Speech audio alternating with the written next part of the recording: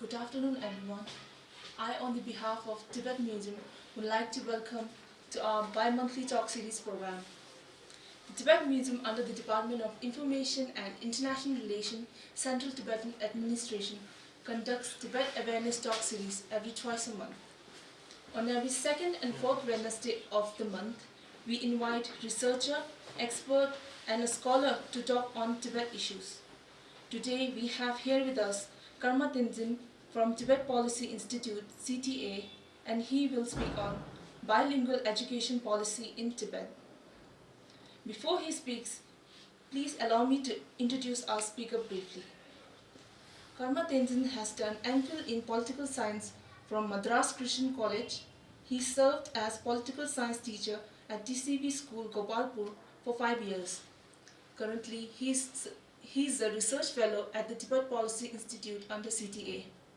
Now, I would like to request Tenzin to deliver his presentation. Good evening, everyone. Thank you very much for the kind introduction.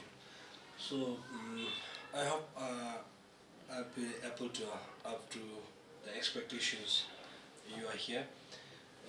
So today I will be talking about the bilingual education policy in Tibet. My job in Tibet Policy Institute is I look into the education policies which are implemented or about to be implemented inside Tibet by Chinese government. So here I will be talking about the bilingual education policy. It's not new to us. Nowadays most of people speaks 2 or 3 languages. Everyone. So here inside Tibet, the Tibetans what should I say? I can say forcefully have to speak in Chinese language.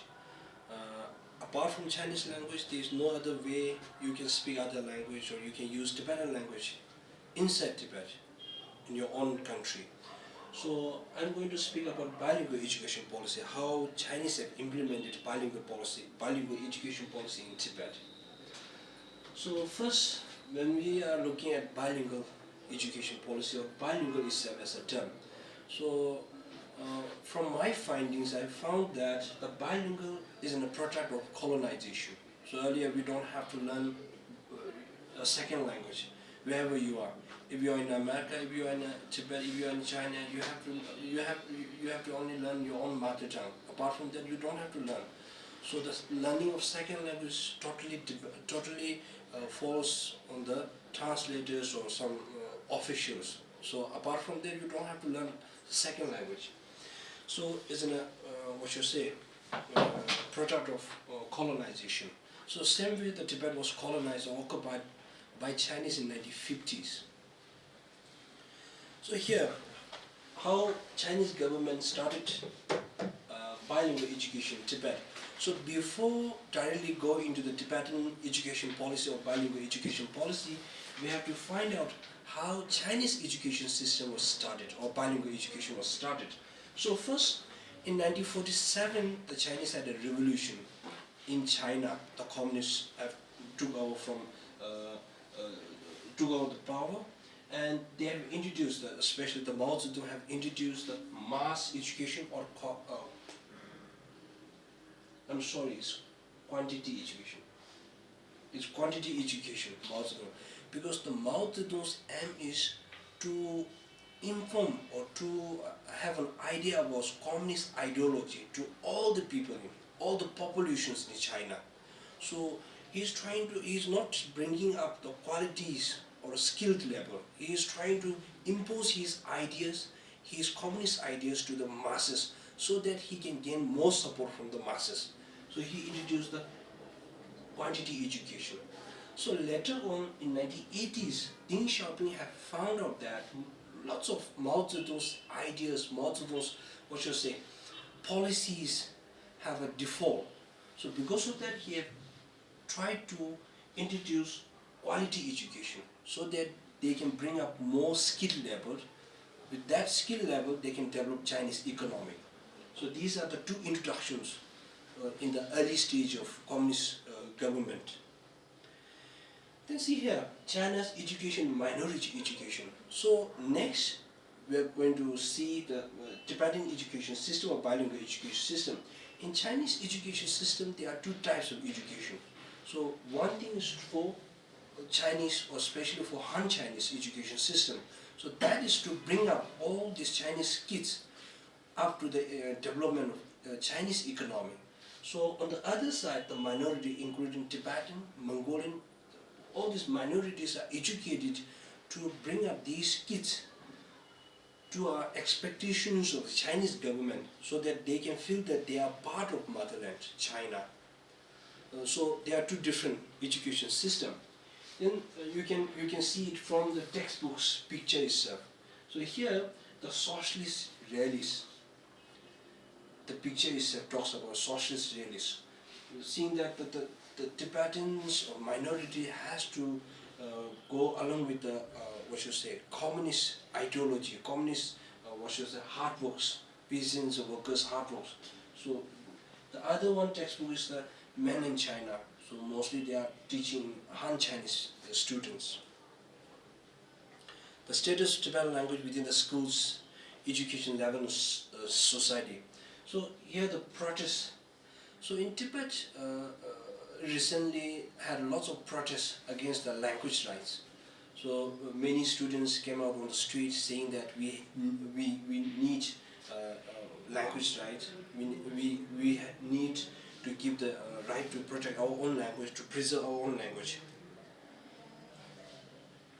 So in Chinese constitution, article number 19 says the state promote the nationwide use of Putonghua. Putonghua is Chinese language, Mandarin. Then on the other side, in the article number 4, they are giving all rights to minority to preserve and promote their own language. Sometimes I found these two are contradicting with each other. On the one side, you are asking all the people who are residing in China to promote Putonghua, that is Chinese language. On the other hand, the minorities, Tibetan, Mongols, have right to speak right to speak and promote. How we can promote and protect? By using that particular language. If you are not given enough space to use your own language, there's no way you can preserve and promote your own language. So sometimes I found these two articles contradict with each other. Bilingual Education Policy. So first, when Chinese have entered in Tibet in the 1950s, first they have translated many communist ideologies, many Mao Zedong's ideologies, how we are going to bring up, how we are going to have the minorities, the backward Tibet and Mongolia to the mainland, up to the mainland's economic standard. So they have translated many ideas about Stalin, many ideas of Mao Zedong, educate these masses. So first they have mass education. They have tried mass education in the sense they are giving lots of translation versions of the communist ideologies to the mass Tibetans. So later on they have started school system. So in school system they have introduced two modules, first module and second module. So first module, for example, in primary and secondary education in Tibet, first module, except Chinese language, all major subjects are taught in Tibetan. So to fulfill the article number 4, as I mentioned earlier, they say that every single minority in China have the right to preserve and promote their own language. So to preserve that article number 4, they have introduced the first module. Except for Chinese language, all majors are taught in Tibetan language. So the default will be fine later on. The second language, the second module is except Tibetan language, all major subjects are taught in Chinese. So that is the second module.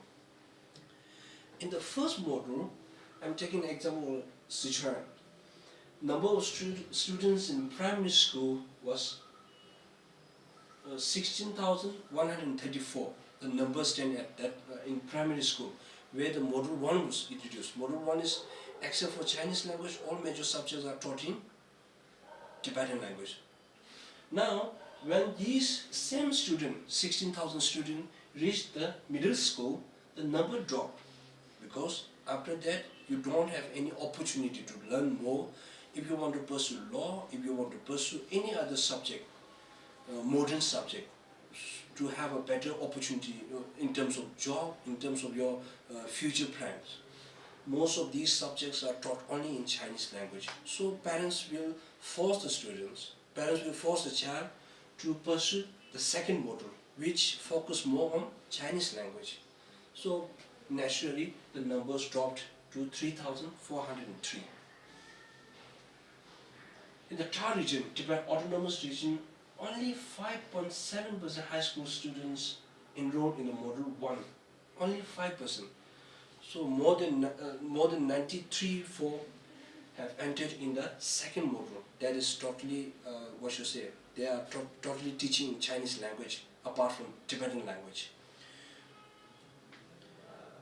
The subjects are Tibetan, Chinese, mathematics, history, geography, science and English.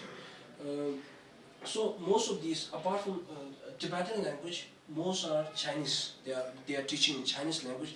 They do have options. I'm not saying that the Chinese are not teaching Tibetans. They do teach Tibetan language, but in the later stages, you finish 6th standard, you finish 7, 8, 9, 10, 11, 12. Then after that, you have to enter in the university level. In university level, the subject which are related with the Tibetan language is very limited.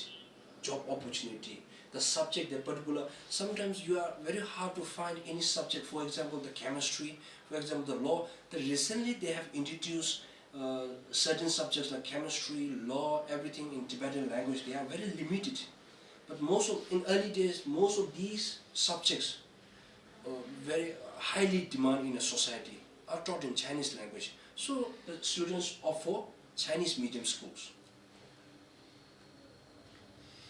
Tibetan language publications, Tibet. And here Tibet refers to Tibet Autonomous Region. So here the Chinese are claiming that in Tibet Autonomous Regions, the population number compared to Chinese, the Tibetans are more in Tibet Autonomous Region. If that is the case, the publications, 95% in Chinese language.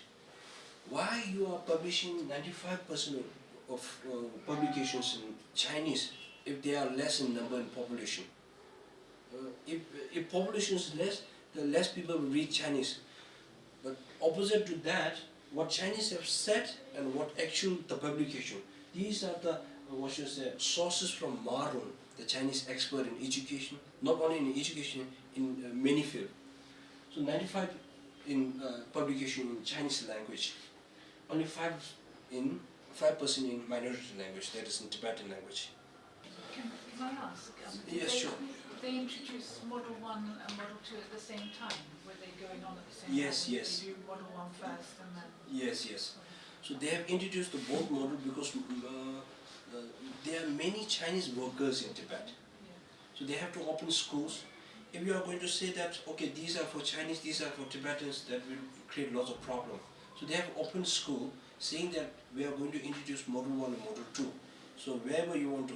What happens when I was in Tibet, I was enrolled in a Model 1 because my parents at Tibetan locality where they have created a Model 1 was mostly surrounded or area which belongs to Tibetans only. So the Model 1, Model 2. My sister went to the Model 1 because my father was working in Chinese, government job. My father was working as a Chinese government official. So because of that, she enrolled in a Model 1. So when it, later on, so they have introduced the both Model 1 and Model 2 at the same time because in Tibet they do have a mix. The Chinese have started came in Tibet in 1950s. So lots of Chinese have settled in Tibet as an official worker, as a road builder. Lots of Chinese have entered in Tibet. So those Chinese who have child have to have some sort of school to enroll. So you can't make a separate school for these are Chinese schools, these are Tibetans. So they have introduced the Model 1 and Model 2.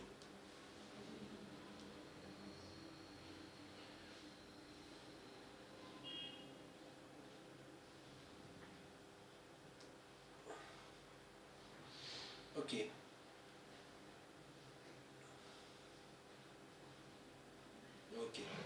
So most of publications in Chinese in Tibet Then medium instruction in Chinese that I have mentioned earlier, and situation in Tibet and banks in Tibet.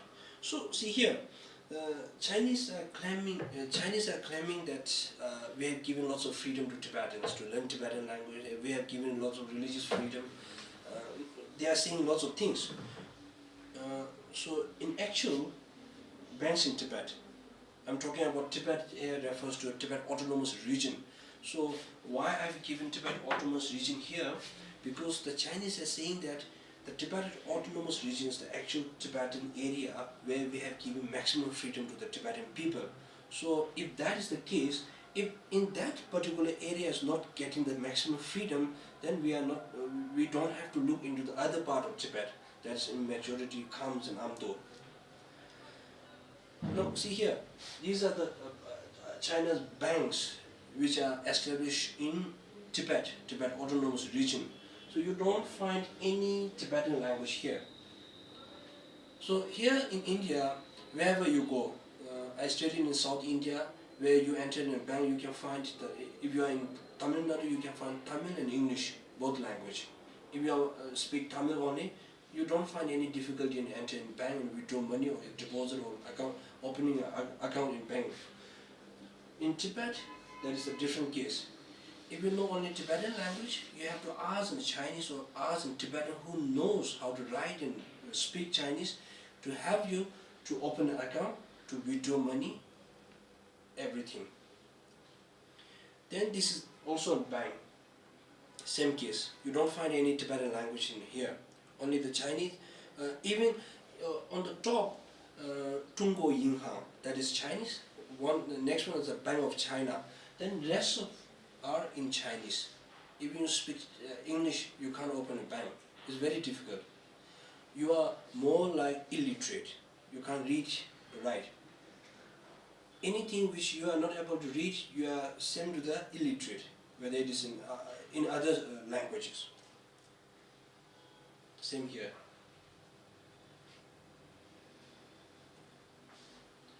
This is a SILING to LHASA-TRAIN ticket. So SILING and LHASA-TRAIN ticket, so both are Tibetan area.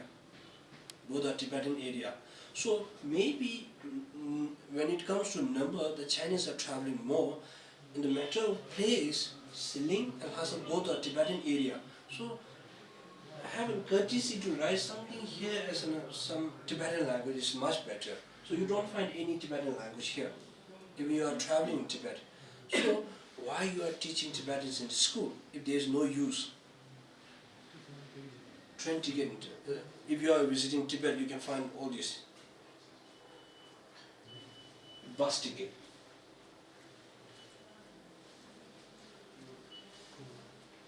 China Post Office.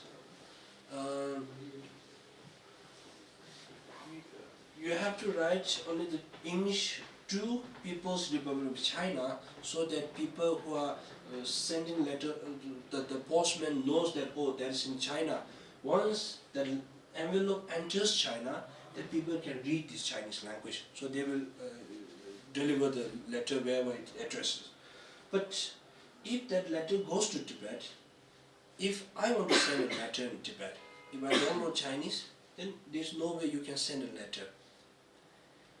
It's not that I'm illiterate. The only thing is that I don't read and write Chinese language. Newspapers and magazines in Ta. So out of 10, the Chinese say that in Ta, when it comes to number, the Tibetan settlers are more than Chinese in Ta.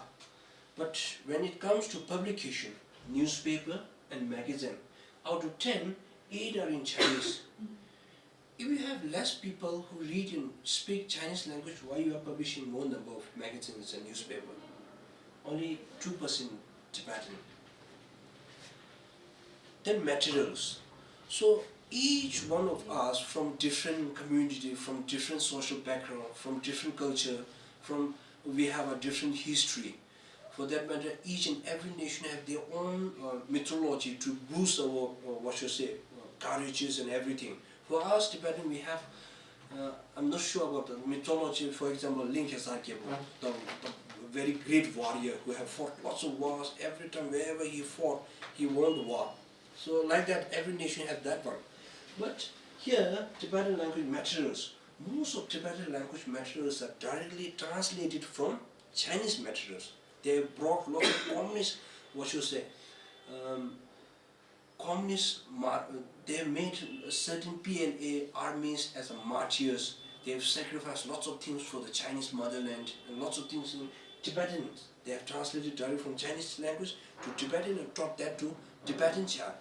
So they have ignored totally the history, what Tibetans are thinking, the process of life, everything. They have ignored the material itself. They have translated directly from Chinese source and Tibetan. For example, here, the numbers stood at 90% are directly translated from Chinese, and only 10 are Tibetan sources.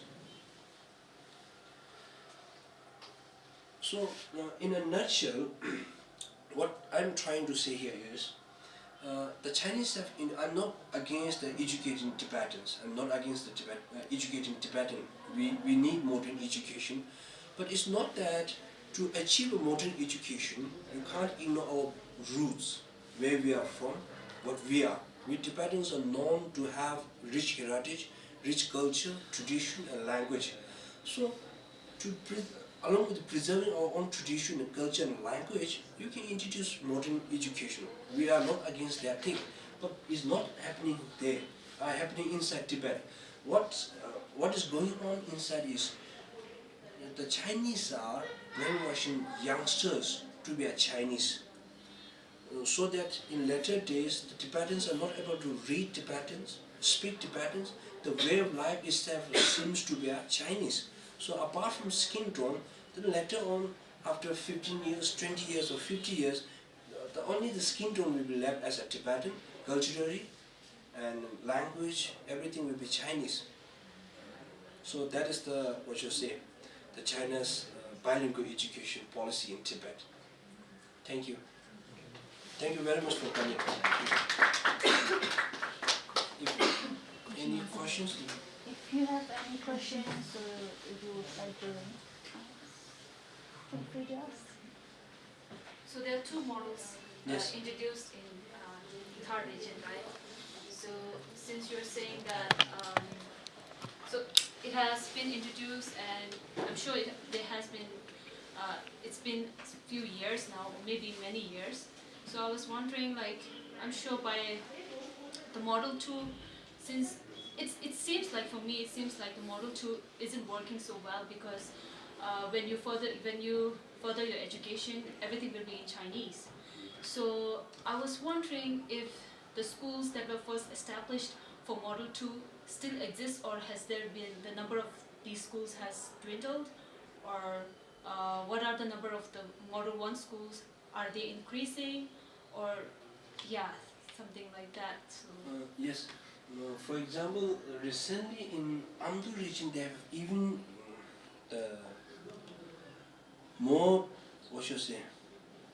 they have taken more serious steps to introducing Model 2, that emphasizing more on Chinese language, starting from the kindergartens.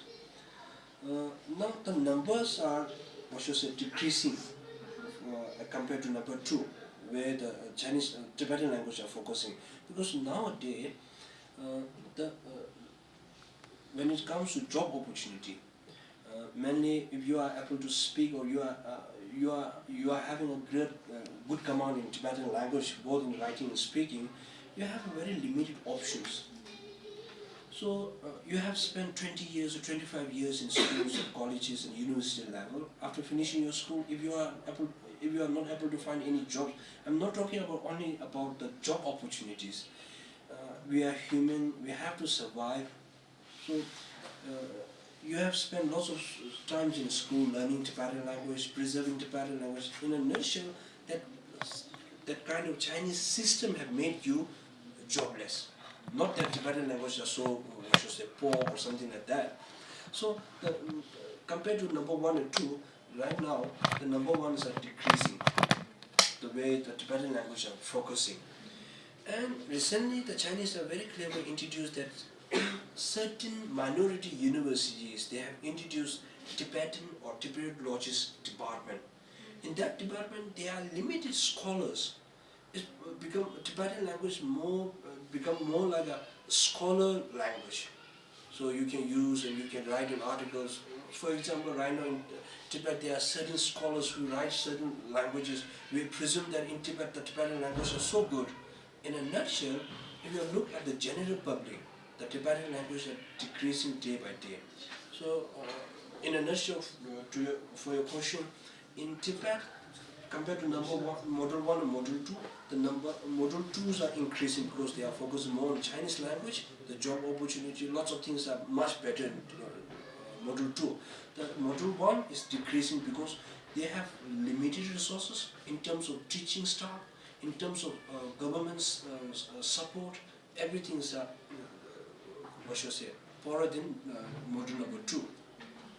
So considering all this situation, what solution do you think would be, productive for the Tibetans to continue preserving their own Tibetan language, or do you feel there is no hope? First thing is Chinese language Chinese government have to implement what they have written in the constitution. So if that is implemented, we don't find any problem preserving Tibetan language or promoting. Then second one is the Tibetans have started many initiatives preserving, protecting their own language. They have started, I don't remember that particular name, but they have started teaching Tibetans to the Tibetan elders and teaching Tibetans to the youngsters. So they have privately started teaching Tibetan language. And recently they have started, in some particular areas they have started speaking Tibetan. If you are not going to speak in Tibetan, or if you are going to mix Tibetan with Chinese, you are fine with 1 yuan or 2 yuan. So they have initiated these sort of things. So I'm not saying that Tibetan language will be ruined forever. I'm saying that there is a danger of losing Tibetan language because of Chinese policy, bilingual education policy. So the Chinese are very clever. You can't point to a particular person or particular a single system.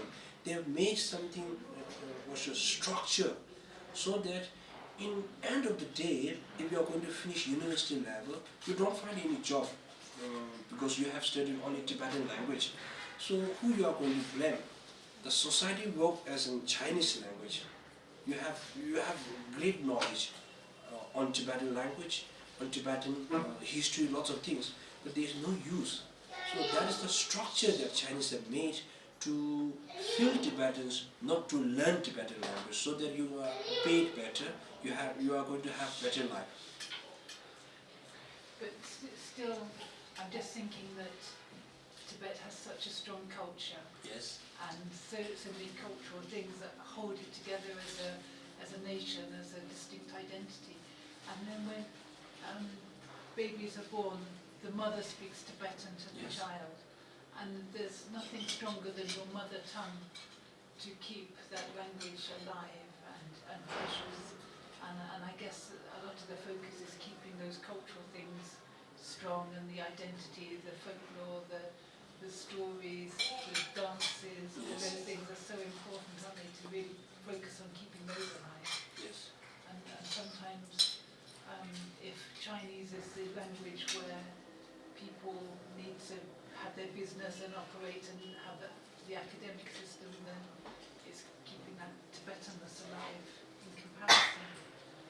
And I'm just wondering, I imagine that that's really very strong in all families in Tibet, to speak Tibetan at home. Yes. So you mean to say the preserving Tibetan language was... Yeah, through mothers speaking to the Yes, babies, the language at home being Tibetan, and so that when children go home from school, they might be learning Chinese at school, but still their mother tongue Yes. will be Tibetan, and that's very powerful still. Yes. But yeah. But the Chinese language has its power over Tibetan language. So I think ultimately, if the situation remains same like this, I'm afraid like language is important to one's own identity, but at the same time, you have to pursue in your own academic life, you have to have your own life, you have to have job and everything. And when all this demands Chinese language, you have to focus more on that language, right? And then I feel like, I don't know, at times I do, it's scary to think of all this. Like, how long can we resist? Yeah. The pressure would always be there, the influence would always be there. And if you want your child to become successful in the future, you need to have this strong Chinese language. And in order to have this strong Chinese language, you should start teaching right from a young age, so that this Tibetan student would be able to equally, shoulder to shoulder, go along with the counterpart Chinese, right? So, considering all the situation, I do feel at times like, how long can we resist that?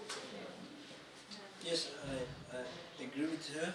On top of that, what I'm suggesting is, yes, the families can influence lots of things on child, but apart from that, in English there's a saying say that tell me your friends, I will tell you who you are.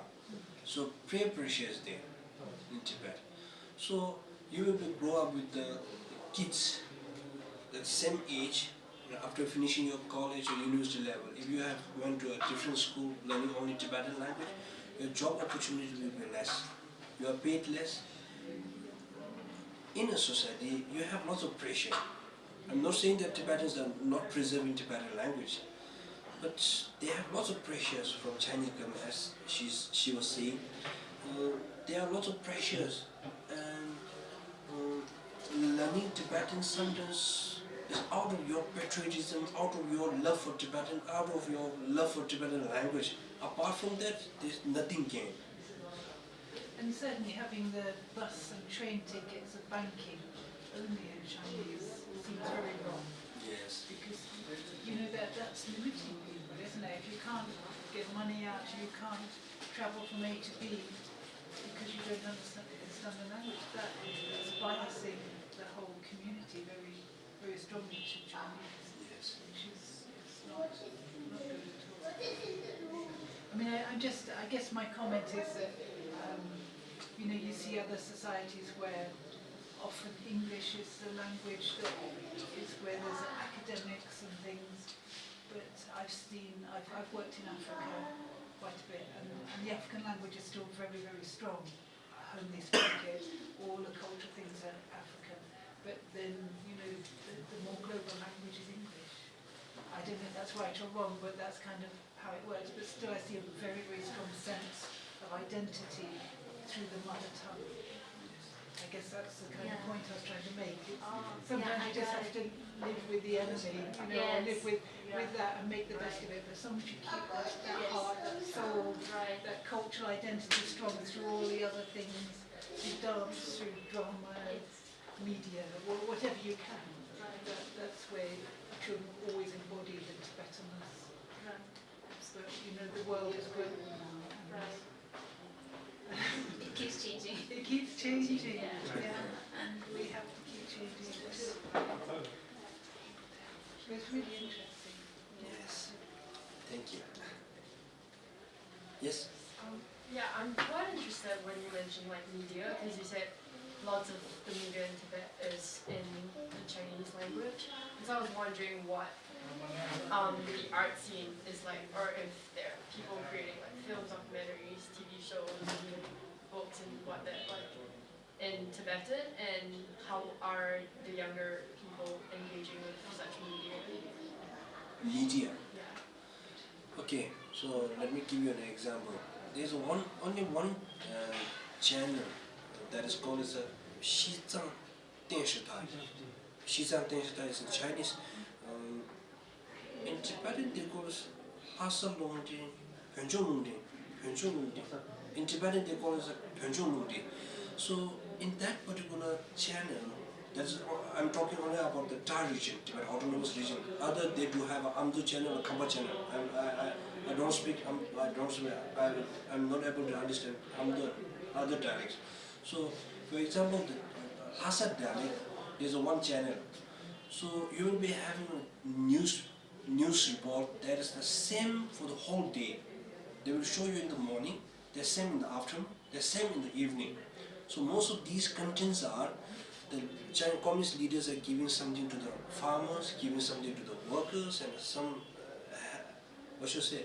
Everything will be what should I say? Happy going. Lots of things which are happening in Tibet are very happily, something like that. Then there will be a what should I say? I don't know the exact term. The translation of Chinese movies. So most of these translations, adopted movies are ideologies or communist. When I was kids, I've seen many Chinese translations in Tibetan movies which are mainly on Japanese Chinese war, and in that too they will show you the cruelest Japanese soldiers. They will murder, they will rape, they will do lots of things on the Chinese. So naturally, as a kid, these kind of movies will influence you a lot. When I was a kid, maybe I don't remember properly, I have cried for the Chinese soldier. Oh, these Japanese are doing lots of things to me. So that is the only channel. Then, for example, if you want to watch sports, for example, football World Cup, so you don't have it available in Tibetan language. There is in Chinese. If you want to watch what are the latest happenings in the world, whatever, everything is translated in Chinese. You don't have any Tibetan. Later on, 2 months, 3 months, 1 year, maybe sometime it will take few years. Then they will translate in Tibetan. And that too, in Chinese, translation of Chinese too are very, what should I say, censored. Not what happens in World Cup is shown to the China, as you know, maybe. So, as I mentioned earlier, the medias are very limited for Tibetan people. Very limited. They're too in Tibetan language. So, if you happen to read Chinese and speak and can understand Chinese language, you have more knowledge. You can access more knowledge or more resources. So very limited in media. So as I've mentioned, the same news for the whole day. It will show around, I'm not sure about the exact number, they will show around 4 or 5 times a day, the same content.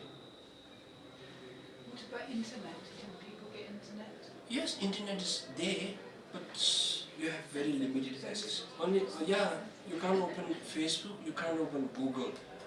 You can't Google Dalai Lama. You can't Google Free Tibet. You can't Google anything. That's true. I was in Tibet in 2003. I have checked everything. No. Your access are denied. Your access are denied. That's the worrying thing, isn't it? The propaganda, the curriculum in the schools, those are things that when they're controlled, they create how people think and how they see the world. Yes. Yes. I had another question. So, talking about bilingualism, how would it be for the Chinese population in Tar? Do they have to learn Tibetan as well, or can they live perfectly fine without speaking Tibetan? Maybe in 1960s and 70s, few Chinese leaders have proposed about learning Tibetan language. Those who are doing works in Tibet, autonomous region, they are asked to learn Tibetan language. So later on, why Chinese have to learn Tibetan language? Tibetans are forced to learn Chinese language. Wherever you go and speak Chinese language, everyone understand Chinese language. If you are not able to understand Chinese language, that is your fault. They are not going to blame Chinese government. They are going to blame that these Tibetans are not learning Tibetan language or mother tongue or the great Chinese motherland's language. So nowadays there are few Chinese who are expert in Tibetan language. They do speak very well, especially the recent Tibet Autonomous Region's secretary or something. I'm not sure about it. He speaks very well. So in early days they have encouraged, because likewise the British have introduced English in India. In the initial stage they have tried to control very easily. They have introduced some, they have taught English to a few people so that they are going to have understand between the locals and the British. Likewise, in early days, the Chinese government, few leaders, there are lots of debates on about education system at that time. So at that period of time, few leaders have suggested about learning Tibetan language by the Chinese officials. So that was later on dropped because if you are introducing Chinese to the whole school, you don't have to learn Tibetan language because Tibetans can understand and speak Tibetan Chinese language, so you can speak in Chinese language. Okay, for that matter, wherever you, for example, in India, in Parliament, you can find lots of people wearing headphones. Why? They don't have to learn Hindi compulsory. They have their own mother tongue, they will learn that, they will learn English if necessary. In China, you hardly find any, when they are having a meeting, CCP's great meeting, they don't wear any headphones because everyone speaks Mandarin. You have to understand about Mandarin. If you are not able to speak Mandarin, you hardly become a leader in China. For that matter, entire region also. So Chinese leaders don't have to learn. So do you have any hope, considering these very sad developments? I have great hope. Everyone live with hope. Yeah, not only hope, the Tibetan spirit is very strong, really. Now it's almost more than 60 years gone. Still Tibetan language preserved and promoted everywhere. We have only 1 lakh and something population in exile, but we have done works more than Chinese government have worked for. They have all resources, they have population, they have power, lots of things, but we have worked more than. For example, his Holiness Dalai Lama said that in terms of democracy, we have achieved more than Chinese government in the last 60 years. So in Tibet, lots of pressure, your life is in stake. You will be put in prison, sometimes you will be killed. Even Tibetans are fighting for Tibetan preservation of Tibetan language. Recently, Tashibongju have fought in the Chinese jurisdiction system. Fighting for that, he will get nothing. He knows that he will be in prison. Still, he has fought that one. And lots of monastic institutions were initiated teaching Tibetans to the elders and child in the after school. So the Tibetan spirit is very strong, preserving, promoting. In exile, we have initiated schools which are focusing more on Tibetan language, knowing that we have to enter an Indian university where the English is only working language, but still we are focused more on Tibetan language. We don't think about the future, about our life, about our future, our job opportunity. No, we don't think about it, especially inside Tibet. They think about preserving Tibetan language, that is very strong. But we are afraid about the Chinese systematic discrimination of Tibetan language. Thank you very much for coming. Thank you, Kamatitila, for the informative presentation. As a token of appreciation, I would like to present a kata and small gift.